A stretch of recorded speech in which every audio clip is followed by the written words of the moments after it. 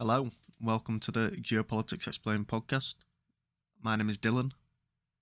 This is episode 1, and this is all about Russia. Episode 1 is being recorded on the 10th of January 2023. I previously recorded this episode on the 5th of January already, edited it, and then the file got corrupted and it was gone. So if anybody saw episode 0 that went live on my Spotify and YouTube and will soon be live on my Substack, then I said that episode will be coming out on Saturday, which I meant last Saturday. Unfortunately, it won't be, of course, because I'm recording it now, but it will be out this Saturday. So, throughout history, Russia has always won its wars with the amount of people in its population. They've had quite a large military throughout history, and they've never been particularly skilled in war, but because of their large military, they just keep throwing people at the problem until the problem goes away. And we're seeing that now in Ukraine. There's articles constantly, 300,000 more people signing up. Whether that's by choice or not is another topic. Another 500,000, it was announced a few days ago. So this has always been Russia's key tactic in war, and in history it's led to success. But this time there is another element to consider. As there is with most countries, birth rates are declining, especially in the developed world, for many reasons, one of which women prioritising careers more, waiting until later on to have families, and when they do have families, they have less children. Because in the past, children were needed to support the parents, to work on farmland, for example. But mass technological innovation has meant that the majority of us no longer need to work on farms for food. And so that's one of the contributing reasons. There's many more. So, from a Russian point of view, why is this war even happening in the first place? So, Russia believes that it had to invade Ukraine because of NATO advancement. Now, NATO stands for the North Atlantic Treaty Organization, and it was created after World War II, when the US became the world's leading power. The whole reason that NATO was created was to challenge, limit, slow the rise of the Soviet Union, who, although they had a tough World War II, in which they changed sides, they nearly fell to the Nazis, who were outside the gates of Moscow. But when Germany was split into East and West Germany, it was Russia who controlled East Germany. And they had a massive, massive landmass throughout the Soviet Union. So they were really the only nation who could pose any kind of challenge to the US's New World Order. So the US created NATO along with many other organisations that we still hear about in the news today, such as the IMF, the World Bank. They created them in an attempt to slow and patiently wait out Russia as a rising power until the characteristics for its rise as a potential rival to the US were no longer there. Usually, throughout history, when you have a ruling power in geopolitics and a rising power comes to challenge that ruling power, it often ends in war. We've seen recently that this really isn't the case, and that's probably because of the creation of the atomic bomb. The stakes are a lot higher, and all in all, countries fight, of course, for themselves, but I think humanity rules over all of that. So it's added a completely new element to geopolitics and game theory between leaders and decision making in geopolitics. And it's definitely something that's always at the back of my mind when it comes to thinking about geopolitical conflict, because it's always an option if a country gets backed into a corner hard enough. They have that dead man switch to use, which is an incredibly scary thought, and it changes the way that we, or leaders, negotiate geopolitical situations. So, Russia and the US fought each other, not directly, in the Cold War.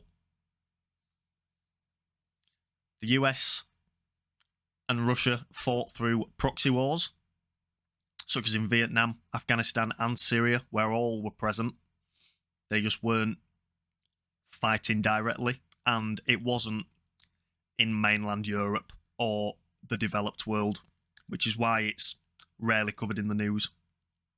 With Russia invading Ukraine, we've now seen that change. War has returned to mainland Europe, and that's why it's in the news so much. We are no longer in the era of geopolitical proxy wars in an attempt to gain influence and power over particular regions in the world. Now, I'm going to do some fast forwarding here to 1991, when the Soviet Union, led by Mikhail Gorbachev, collapsed. It was split into the 15 states that we see on a world map today.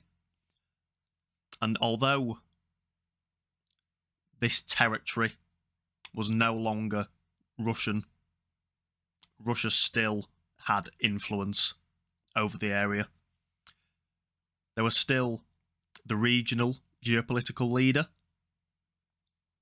mainly because most of these territories still had Russia in its culture. With regards to these former Soviet states not being Soviet land anymore, this led to NATO deciding to advance into Eastern Europe towards Russia. The Baltics were all admitted: Latvia, Lithuania, Estonia, which is a massive key geopolitical event based on Kaliningrad, which is a small area of Russian land that isn't actually connected to Russia, but it gives Russia access to the Baltic Sea. It was given to Russia at the end of World War II. It used to be German land. Of course, after the fall of the Nazis, a lot of Germany's land was given to other countries. This was one such example. So the Baltics joining NATO was a massive event, and it led to Kaliningrad becoming a key topic of discussion in the tensions between NATO and Russia. So there were whisperings about Ukraine also wanting to join NATO. This would have led to a 2,000-kilometre land border where NATO troops and Russian troops could be positioned directly next to each other. This would already add to tensions between Russia and NATO along the Baltics, and now with Finland and Sweden also wanting to join NATO. That's a lot of spread that NATO troops, a lot of land that NATO troops can be covering. And once a country joins NATO, one of NATO's articles, essentially rules, is that if one nation is attacked, it's treated like an attack on all nations. So if Ukraine were admitted to NATO and Russia decided in 5 years' time they were in a position that they wanted to attack Ukraine, if they did that, all NATO countries would then be at war with Russia. Unless a country decided that they didn't actually want to fight for the specific country in NATO that had been attacked, in which case that country would probably have to leave NATO. I feel like that's an interesting geopolitical element that could happen in the future. For example, we've got two NATO members, Greece and Turkey, and tensions between them are growing.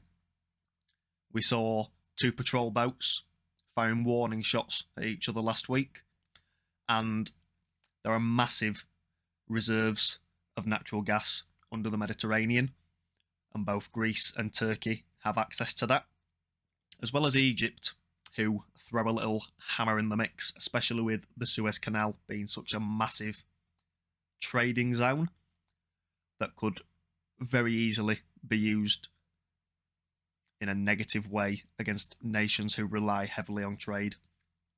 We saw what happened a few years ago when the tanker blocked the Suez Canal, and it was chaos for weeks. Supply chains couldn't go through the Suez Canal, and they were affected massively, which I think straight warfare and blockade warfare will be a trend that we see develop and be used more commonly over the coming years.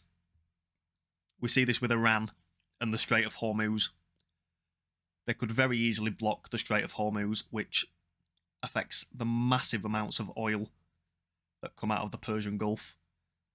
This would cause oil prices to skyrocket, and the Middle East, the entirety of the Middle East, would be dragged into war. Scary times. Another key aspect of Russia's decision to invade Ukraine was based on the regions of Luhansk and Donetsk. Now, these regions wanted breakaway status from Ukraine.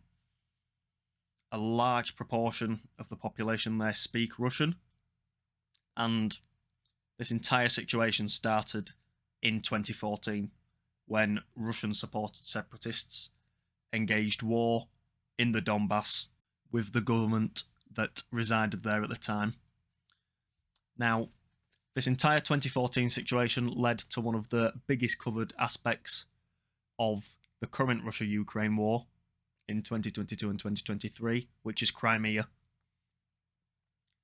Now, Crimea still remains annexed by Russia, but it's one of the key strategic areas of battle between the Ukraine and Russian forces, which I will get into later in more detail. So, referendums were held in 2014 and 2022, as we know, which was, again, quite widely covered in the news, about these territories, Luhansk, Donetsk, becoming Russian territory. These referendums were passed in 2022, as well as the areas of Zaporizhia and Kherson, but the validity of these has not been accepted by any other world government. Back to Crimea, one reason that this increases Russia's ability as a naval power is the port in Sevastopol. Most of Russia's ports freeze during the colder months, which means that they struggle to gain any momentum in seaborne trade and as a naval power.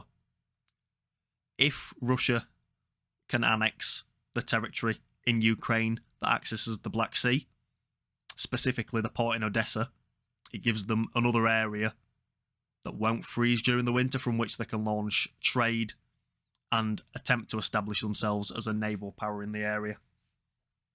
When the Soviet Union fell, Putin stated this was one of the worst events in recent Russian history. Now, from a Russian point of view, I can understand that. They lost massive amounts of influence in the former Soviet region, and they essentially gave it to their enemy in NATO, who was built purely to oppose Russia. The whole reason of NATO's existence was to stop Russia's rise as a power. And this would be why Russia would never join NATO, or the two would ever work together. So, I've gone a fairly long way around it, but the main reason that Russia felt like they had to invade Ukraine was, as I said, they wouldn't have the choice if Ukraine was admitted to NATO, because they wouldn't want every NATO state to attack them. It wouldn't end well for Russia. So, on a broad perspective, what is Russia's key geopolitical goal? It wants to control as much land as possible. I think that makes sense to a lot of people from an outside point of view, without deeply looking into it. But why do they want to do that? Russia always wants to increase the distance from its capital to its borders.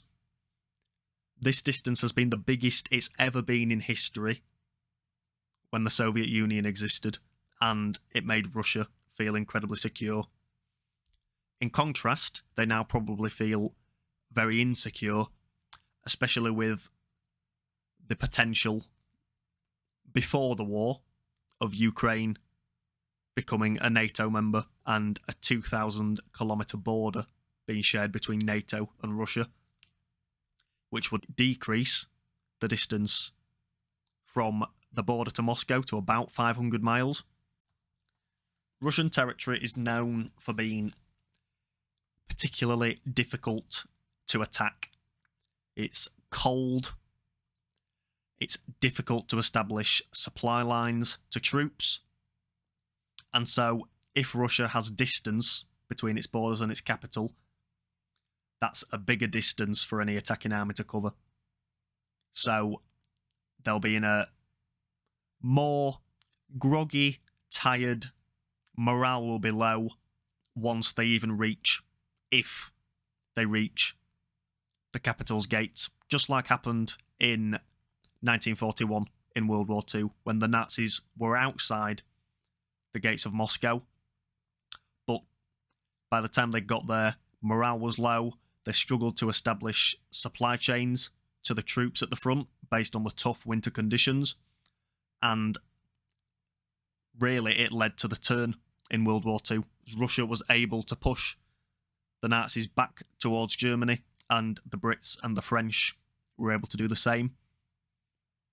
So it was a key event in World War II. So without this distance, Russia has little defence. That's why throughout history they've changed where their capital is. It used to be where St. Petersburg is now. It then, I believe at the end of World War I, changed back to Moscow. So that proves the strategic importance of Russia's capital and distance from its borders. So there are a few other countries in the Russia-NATO storyline that are quite important. The first one is Moldova, who isn't a NATO member and is a much smaller area than Ukraine. If the Russia-Ukraine conflict reached a certain point where Russia was in a position where they had essentially won, then Moldova would be the last roadblock between Russia and NATO being completely at each other's borders. Moldova also contains a small breakaway state called Transnistria, and this state is Russian aligned. And so this throws any potential hammer in the works between Russia and Moldova if the situation came to that. The second country that I believe is incredibly relevant in the current geopolitical landscape with Russia is Poland. We saw a few months ago a missile that in the end was discovered to be a Ukrainian air defense accidentally killed 2 people in Poland. Now, because this air defense was Ukrainian, or so we were told, this didn't lead to Article 5 and everybody attacking Russia. It led to Article 4, which details where the NATO members meet and discuss what's happened. So it's less consequential than an Article 5. Throughout history, Poland has been stuck between Germany and Russia, who have both, throughout history, been big geopolitical players. This has meant that most of the time, Poland usually gets rolled over, as it did in World War II. But now Poland is in a position where they can show their own strength and they can influence the areas around them.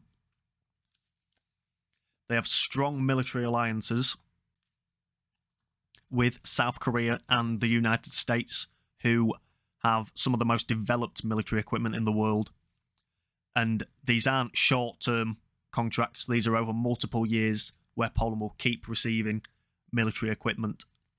So if Russia does end up advancing towards NATO, Poland is in a position to be able to defend itself. And that's not even considering the rest of NATO. If all of NATO was to go to war with Russia, it would be a tough challenge for Russia that they would most definitely lose. Now, this has mostly covered Russia's view on the current conflict and their current geopolitical landscape that they find themselves in. So, I'm going to change perspective for a little minute, and I'm going to look at how other nations view Russia in retaliation of their attack on Ukraine. So, a lot of the Western nations threw sanctions at Russia, mainly centred around their energy industry, in which Russia is one of the biggest energy players in the world. On the 5th of December, we saw the ban of seaborne Russian energy, all in an attempt to bring less trade to Russia and to limit Russia's ability to survive through the funds that it receives through its energy trade. In consequence of this, this led to Russia pivoting its energy trade to the east, especially China and India, who are 2 of the biggest consumers in the world, and they are the 2 biggest populations in the world. So, if they can now benefit from cheap Russian energy, they're going to do it. And all 3 are members of BRICS. BRICS stands for Brazil, Russia, India, China, and South Africa. And many other countries also want to join this bloc, this organisation. Now, throughout history, China's biggest downfalls have been feeding and providing energy for its entire population. Now that they're closely aligned with Russia, Russia has its wheat belt, and it's also a massive player in the energy markets. This is what I mean when I talk about strategic self-interest. This is a situation that benefits both China and Russia. China can feed its people and provide energy to its people cheaply.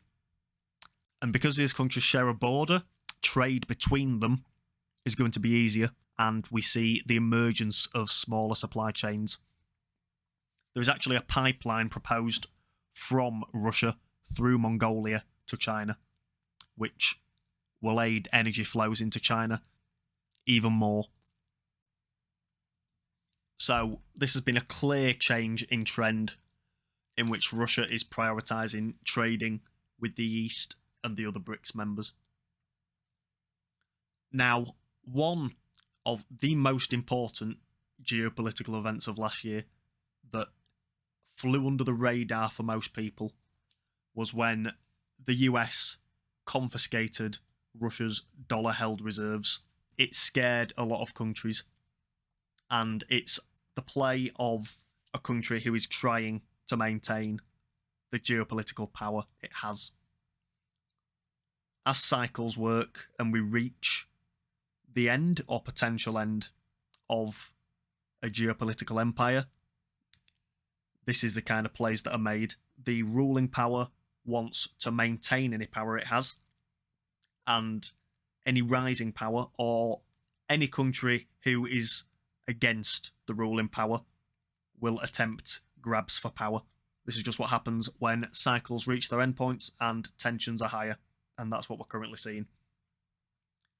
So any enemy of the US could have their dollar reserves stolen if the US doesn't like something that this country does.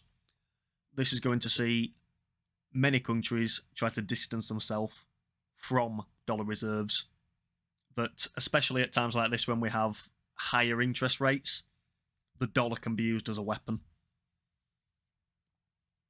This is going to create tension within the US financial system, as we currently see the US is performing quantitative tightening, which reduces the money supply through the selling of bonds.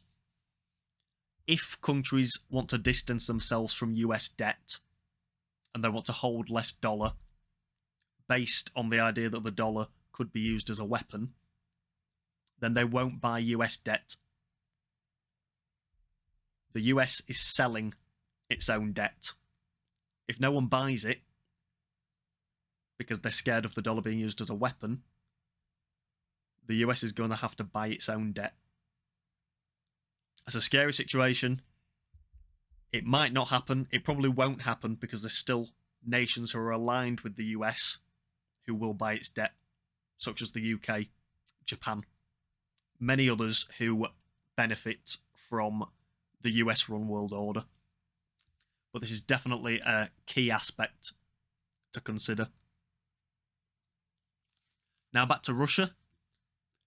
Because Russia had its dollar reserves taken, confiscated, and they also got removed from the SWIFT banking system, which is one of the key banking systems for trade between countries.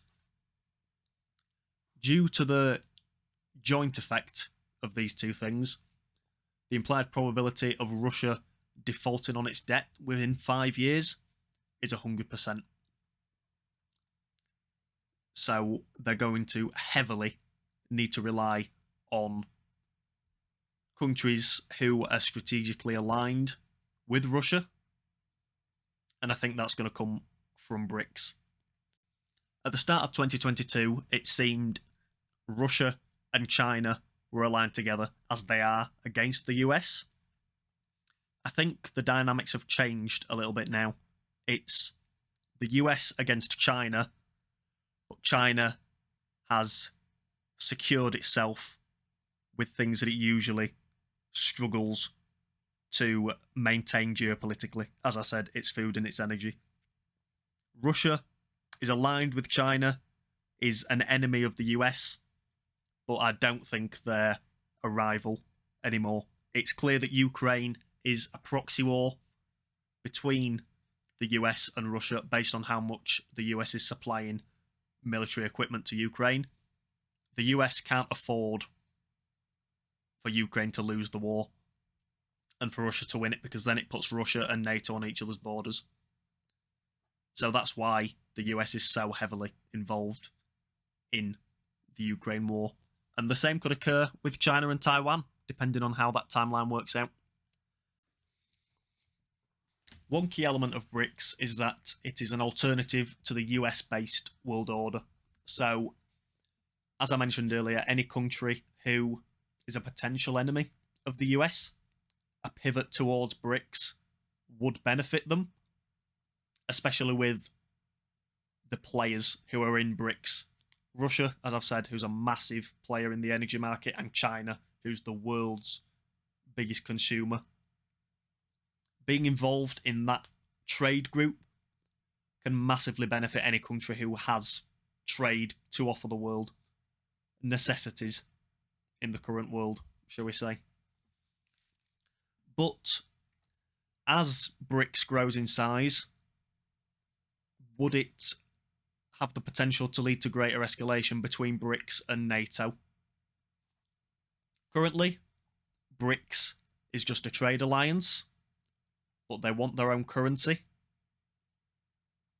This clearly signals the trend towards a multipolar world that, as I stated earlier, as I believe Russia is now aligned with China, and China is the leader of BRICS, this would be a Chinese-led order against a US-led order, which is creating a ruling US versus rising China power dynamic.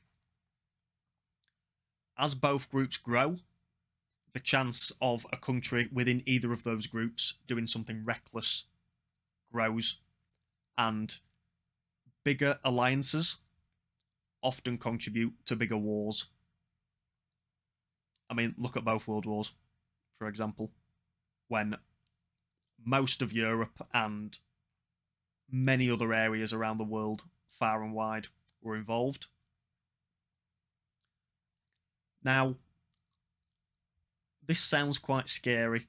We've seen war return to Europe this year. If more and more countries are getting involved in geopolitics, does this mean we see another world war with people on the ground? I'm not sure, but I know that there's many different ways that wars can be fought now. Wars can be fought in space. We're seeing that with the new space race. The race to put bases on the moon, or get to Mars, or mine asteroids. All of these things would gain geopolitical influence. Another aspect of space wars could be attacking satellites. We also have seen examples of infrastructure war in 2022. Internet cables were cut up near Svalbard, which by itself is an incredibly interesting topic, with so many countries able to access the area for resources. It's an area where geopolitical tensions could grow. We also saw cables cut up near the Shetland Islands. And finally, of course, the biggest one was the attack on the Nord Stream pipelines. Finally, this one has been around for a little bit longer. That's cyber wars. And Russia is well known for being quite big on its cyber attacks. A few weeks ago, some members of Russia's Wagner Group even admitted to tampering with the 2016 and 2020 US elections. And there'll be many more examples of this that we've not even considered. Okay, so I've brought a lot of things to the table there to be considered deeper. But this has all been about Russia's relationship with other countries. I hinted to this at the start. Is there a way that Russia can geopolitically and internally end itself? Not its existence entirely, but to be in a position where they can influence geopolitics. Its demographics are aging, the young are being used in war, and population decline is already happening. There's a skew. There are more women than there are men.